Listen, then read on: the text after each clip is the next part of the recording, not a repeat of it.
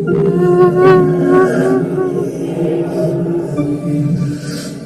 Assalamualaikum guys. Kembali kita lah kepada part 2 of the punya show. Alright, tadi kita dah part 1 kita dah berbual pasal introduction about Syami.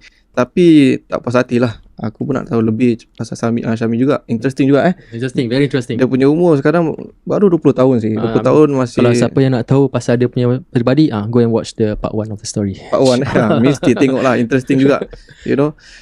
So I nak tahulah, maybe not me, orang lain pun nak tahu juga bila you ada interest ke buat Ruqyah. Ruqyah tu bila you start and what happen, and ada pun ada yang terjadi yang buat you minat dalam bidang ni lah. Right. So and then after that kita nak tahulah pengalaman you buat Ruqyah ni. Ada tak dia punya story-story yang paling interesting, yang buat you terus dalam bidang ni sampai you ada buat business lah. Right. Majority peruqyah, diorang start dari peruqyah semua majority sama. Maksudnya like dia terkena diri dia, lepas tu dia belajar, dia buat ruqyah. Betul lah. Same goes to me. And I started belajar, I first jadi situation tu when my family terdekat terkena. At the age of 11, nampak benda tu terjadi depan my mata. Dan lepas tu at the age of 12 I belajar. 12 I belajar. 12 tahun. At the age of 12 I belajar. 12 tahun family apa? Primary 6. Primary 6. And I start keluar ikut orang just gitu-gitu, without knowledge, without apa, main ikut buat at the age of 14. 14, lepas tu dia macam on and off kena buat. Tapi masih tak faham apa tu ruqyah sampai masuk umur 17 tahun. That's one point I jumpa Ustaz Asatiza kita yang terkenal kat Singapore, yang yang dia buat ruqyah, Ustaz Ruknuddin. Syukran to him. Thanks to him, I started to belajar ruqyah with Haji Saiful. Masa at the age of 17 tak salah. Bila 2020 ke 2021 tak silap. Dah start belajar. Lepas tu from there I buat ikut-ikut orang dulu, tengok seniors buat. After that baru 2022 buka my own company and buat. Boleh share, boleh kongsikan apa yang terjadi, boleh tak? Yang tadi cakap pengalaman bila you 11 tahun you yang kena tu. My senang kata I cakap A. Boleh A dia terkena sihir. The first memang betul. Dia muntah darah, I boleh nampak macam muntah dia is kena macam ulat-ulat kecil tu keluar daripada mulut dia. Masa dia ruqyah kan, tengok macam apa benda ni. First bila budak kecil kan, budak yang umur 11 tahun dia akan trauma. I curious ya, apa benda ni. Tak seram, tak takut lah. Tak takut. Boleh nampak je, boleh nampak. Memang very curiousnya orang. Curious macam apa benda ni, nak tahu lebih lanjut. Dan lepas tu start belajar, ni rupanya ruqyah. Dan lepas tu belajar dengan satu ustaz ni.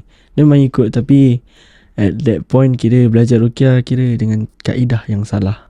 Okay. Maksudnya dia bagi wafak semua itu. That one I don't know. Itu yang dorang buat ubat untuk that time you punya pengalaman tu lah.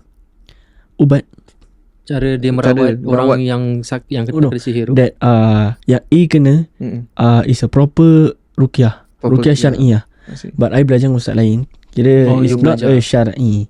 Kira main ikut dia, kira macam tak tahu, kira kalau pergi rumah orang selalu boleh katakan kita ni semua ada COVID lah. Faham masalah. Aku selalu kena guna hidung.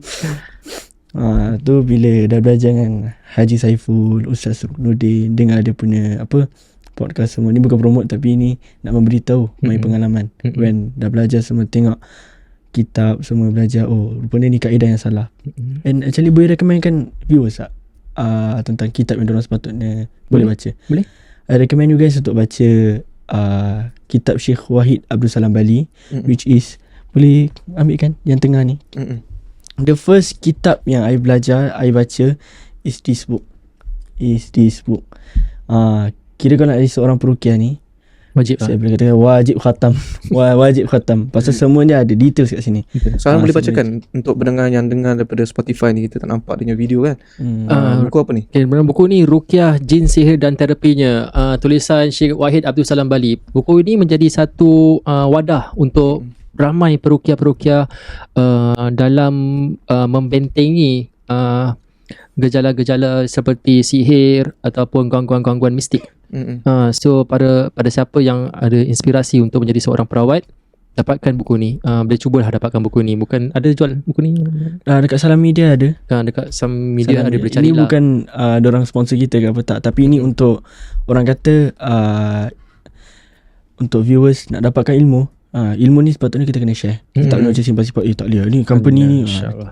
Okay, dalam pengalaman umur berapa yang Syami start keluar merawat orang? Umur 17. Oh, sendiri ke apa? Ya, sendiri lah. 17 tahun je dah 17 keluar sendiri. pergi merawat orang As we know, Haji Saiful ni dia jenis macam kita dah belajar, dia expect kita untuk keluar. Untuk tahu. Betul. And then at the age of 17, Haji Saiful message, dia kasih clients, dia macam, okay, ada Ruqyah kat Tampines, you can go? Okay, can. I try to go. Dia pergi seorang. Pergi seorang Starting pergi ada ni, I tak panggil ni kerasukan lah. Kira senang kata kalau kat Singapura ni kebanyakannya pesakit yang kerasukan, dia ada 2 type. Satu yang the real one, satu is the fake one. The fake one I tak cakap the really fake one lah. Pasal boleh katakan mental. Half of it is betul-betul fake punya. Macam tu, macam dia fake lepas tu dia betulkan tudung. Dia betulkan tudung. Lagi satu is mental, tapi dia bukan mental disorder, jangan salah faham. Dia boleh katakan ada anxiety macam dia terbawa-bawa. Dia terbawa-bawa, macam dia rasa macam diri dia memang ada jin. That's where kita punya ujian come. Kita punya cabaran sebagai seorang peruqyah ni, nak kena encounter that thing lah.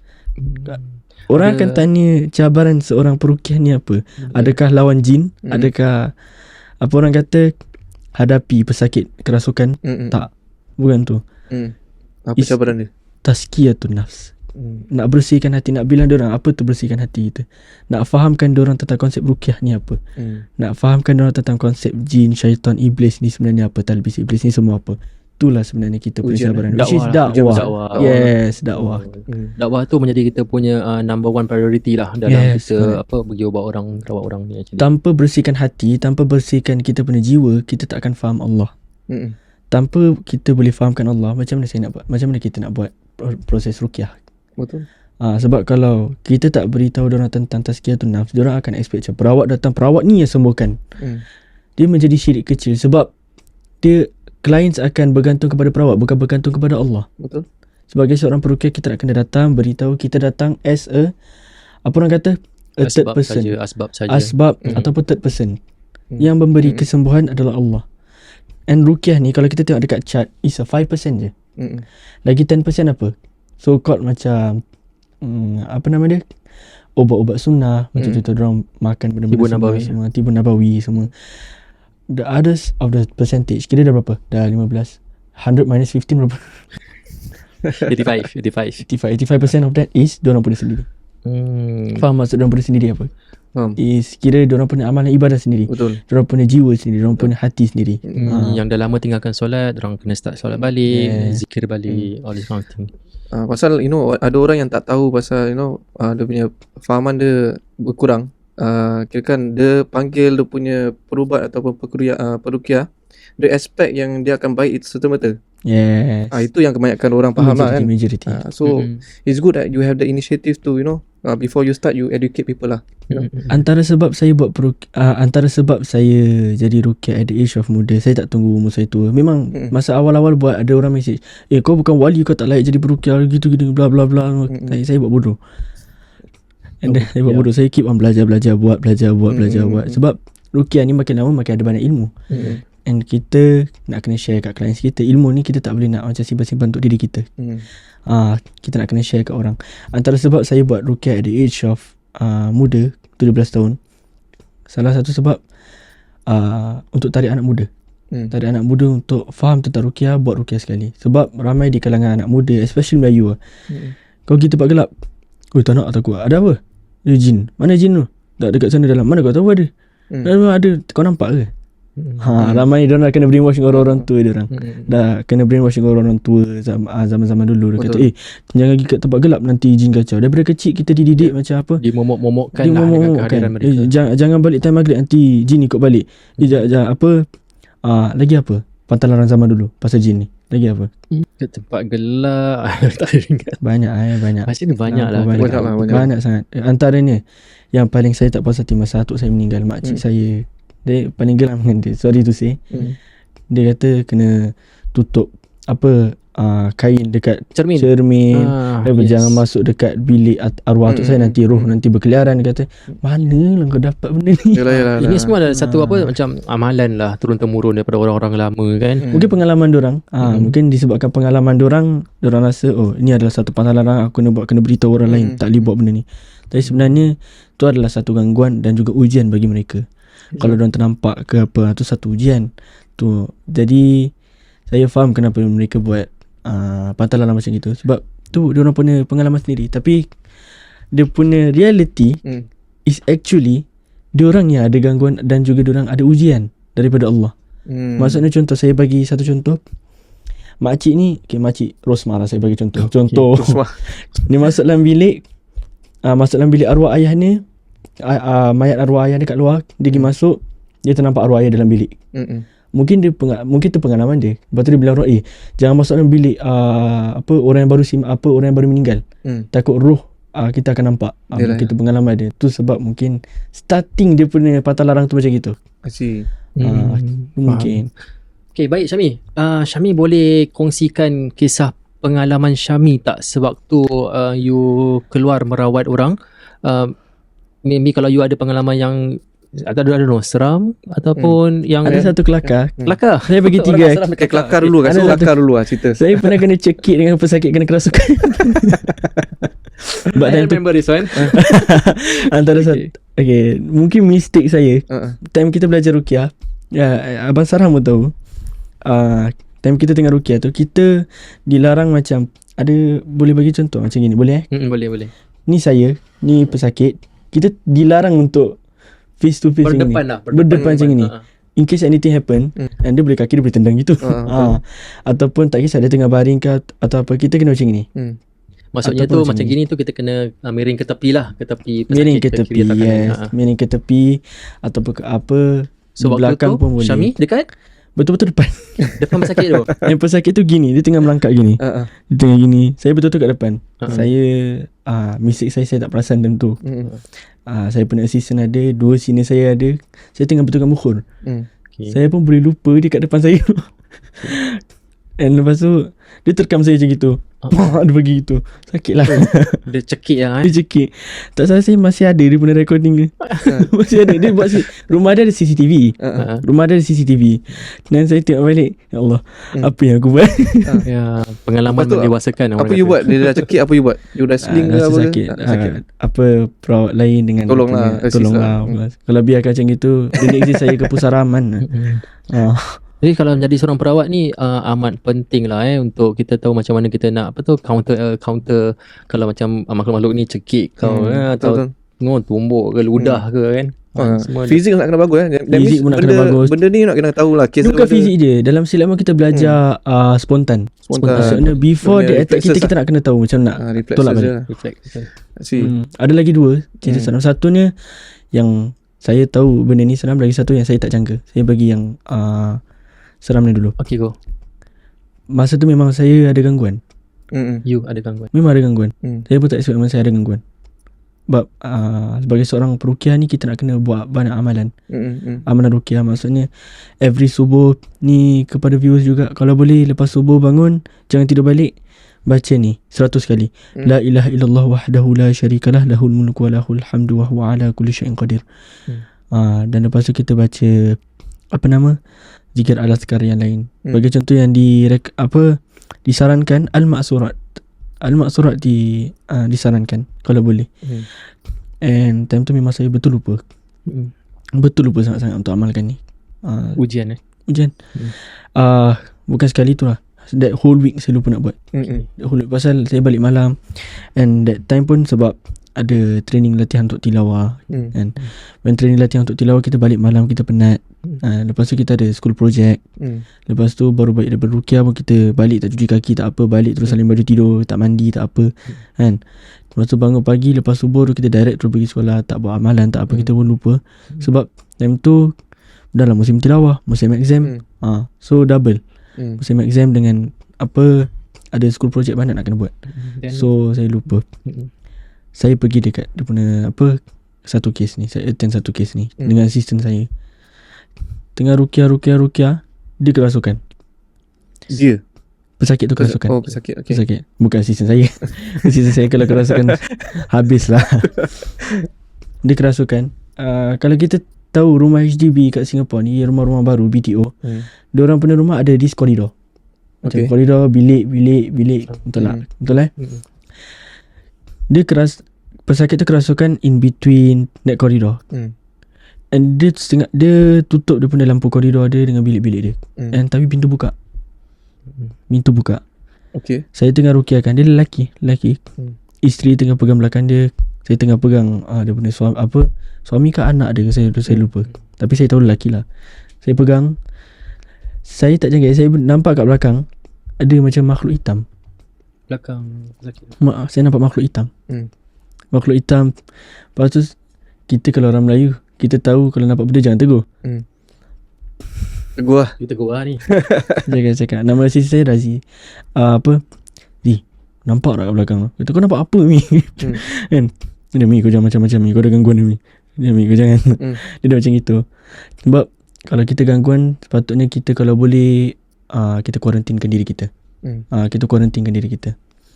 Dan lepas tu dia ternampak kan. Dia macam, alamak, macam mana ni? Balik rumah tu saya terkena. Saya terkena tidur. Balik rumah tu saya betul lupa nak buat amalan. On that night juga. Dalam kereta saya dah baca amalan, tapi balik rumah saya lupa nak buat amalan. Sebab kalau kita at the stage of risau, panik, kita akan lupa semua benda apa kita nak buat. Betul tak? Betul. Saya balik, sebab rumah saya atas dia ada shelf. Ada shelf. Malam-malam saya tengah tidur, saya buka mata, saya nampak that macam kind of same makhluk tengah menyangkung dekat betul depan saya. Oi. Okay. Tapi you tak takut lah. You curious je kan. Selalunya you curious je. Itu dah takut dah. Ada takut, tapi saya stun. Saya tak boleh buat apa. Dekat atas katil. Katil. Tapi atas ada shelf. Dekat atas shelf tu? Atas shelf tu dia diri. Atas wardrobe tu. Ni saya tak pernah cerita dengan orang masa saya nak berdiri. Okay. Dia macam, lama. Saya stun, tak boleh buat apa-apa. Dah tak boleh stun. Saya pergi, Allah, adik saya terbangun. Abang okey tak ni? Abang kenapa ni abang? Adik saya mati-mati kan, saya kena sakaratul maut. Lah, ya kan abang nazak tadi. Lepas saya bangun, berteringat, pergi toilet, cuci kaki semua, ambil wuduk. Saya solat taubat. Dan kalau kita ada gangguan ni, kalau boleh kita solat taubat. As a peruqyah, dan kita bila belajar ruqyah, when kita ada gangguan, kita tahu ni kita ada buat dosa. Jadi saya cepat-cepat solat taubat. As peruqyah, kita nak ruqyah orang, kita pun kena jaga amalan kita. So kalau solat sunat taubat ni untuk mereka yang sakit ni important? Was it important? Very important. Solat taubat dan juga solat hajat. Tapi bagi siapa yang macam confused, macam dia ada so called before marriage lah, senang kata. Before marriage dia ada macam gangguan ke apa, dia tak tahu mana satu nak kahwin. Lepas tu dia asyikkan macam hasutan mak dia, hasutan apa, dia macam confused, nak pilih perempuan ni ke tak nak pilih perempuan ni ke apa. Solat istikharah kalau boleh. Ataupun ada macam some situation yang mana mereka kena solat istikharah. Ada lagi satu kisah yang saya tak jangka sebenarnya benda ni berlaku. Saya tengah buat solat rumah seorang diri. Biasanya kita 3 orang kan. Selalunya 3 orang lah. Ada orang lah. At least ada 2 orang lah. Rumah ni sertu rumah bukan pagar rumah sertu rumah. Dia buat seorang? Buat seorang. Wow. Saya pakai spray machine. Buat satu rumah tu. Time tu rumah is 3 room flat. 3 room flat. 3 room flat. Dia rumah macam kan macam rumah sama. BTO. BTO pula. Apa yang ada koridor tu lah.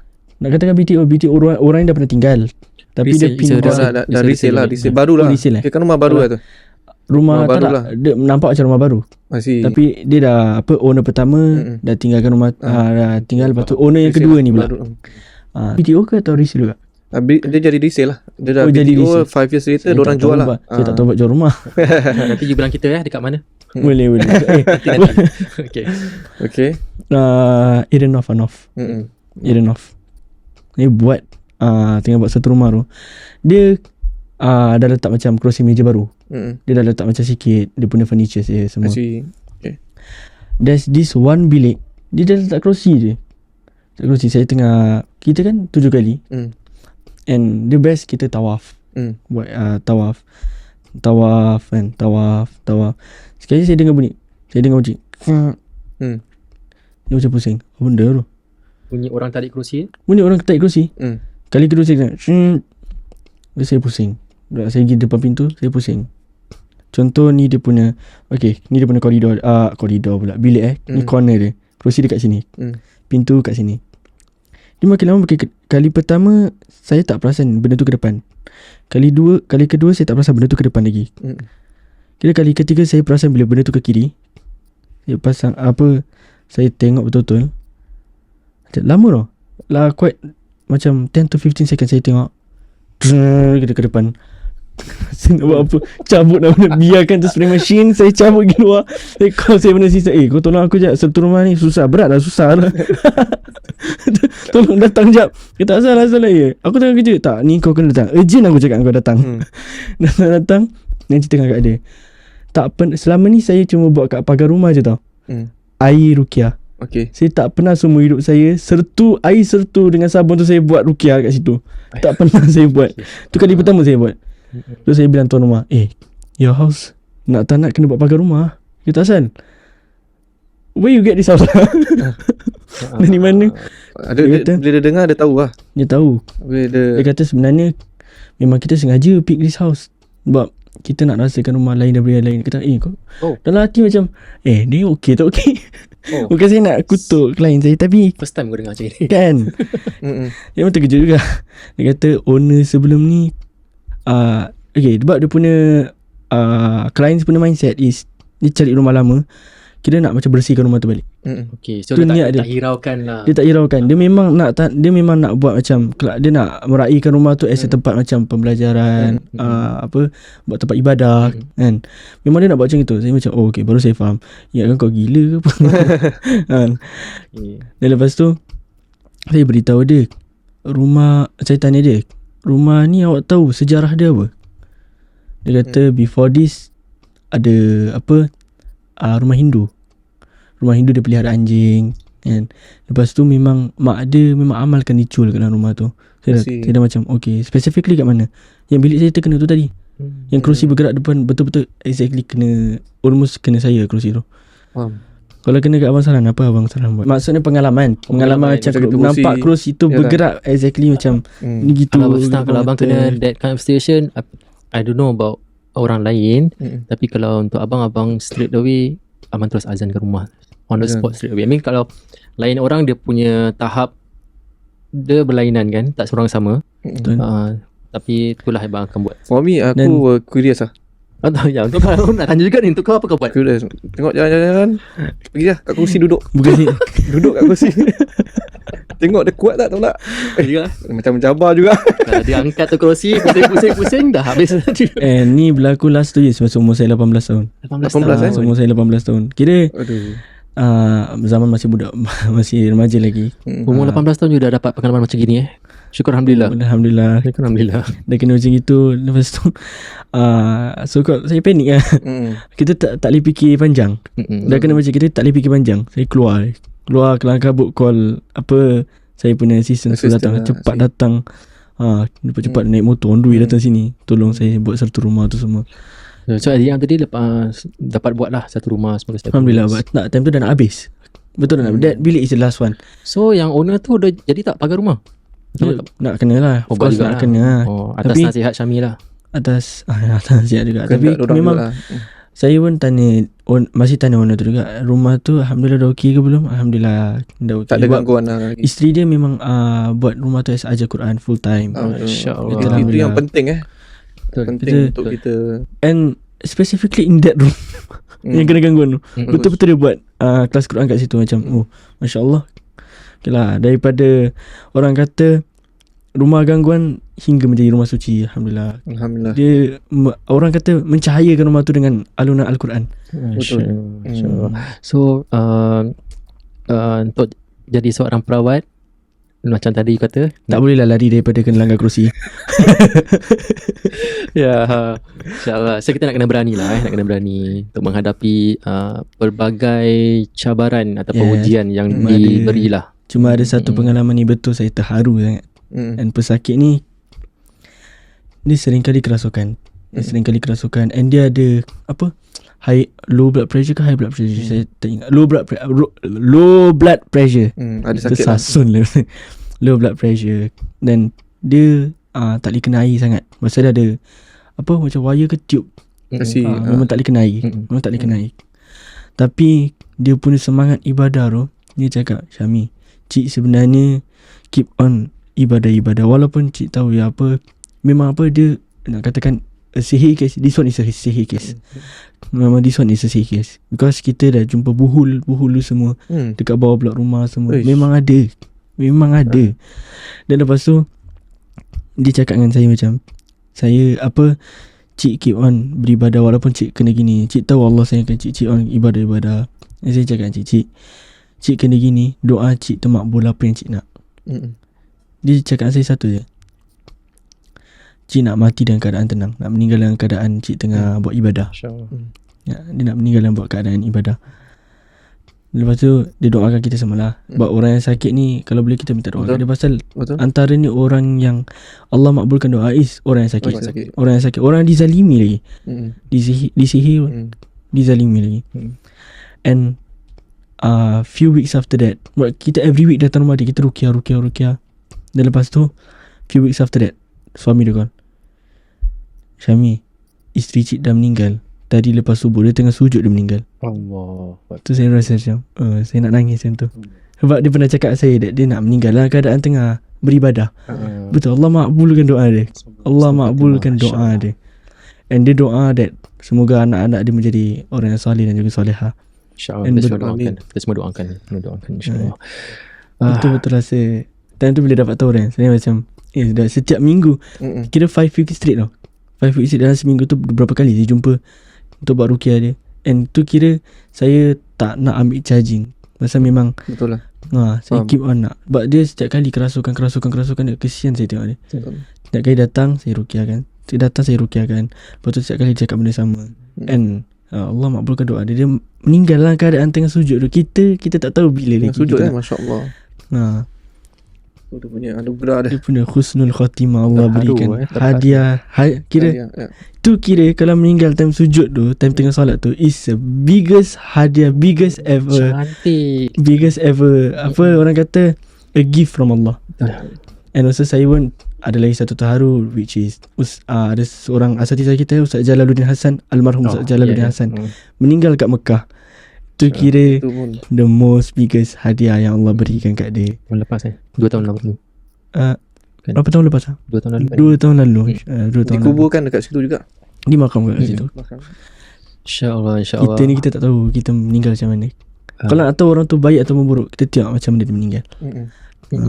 Itulah, jadi kita punya hidup ni singkat Ruzi. Betul. So kita nak kena sentiasa memaafkan orang-orang di sekeliling kita. Dan juga jaga kita punya hati kita lah, dalam kita berbicara ataupun tak guna nak marah-marah orang ataupun nak adakan penyakit hasad, dengki pada orang-orang semua. Kita tak tahu kita punya pengakhiran hidup kita macam mana nanti. Betul. Ya, Syabir apa? Boleh. Tadi sedikit sebanyak kita dapat pelajaran daripada Syami jugalah, pengalaman semua kan. And I being the punya real estate agent, dah a lot of cases I belikan rumah orang juga. Bila diorang beli rumah, kadang-kadang diorang tak tahu apa nak buat, just masuk je move in. This is dia punya advice. Maybe you kalau ada tamalah dengan Cilo lah, you boleh contact Syami to do the service untuk pagar rumah ataupun sertu rumah lah. Itu paling important.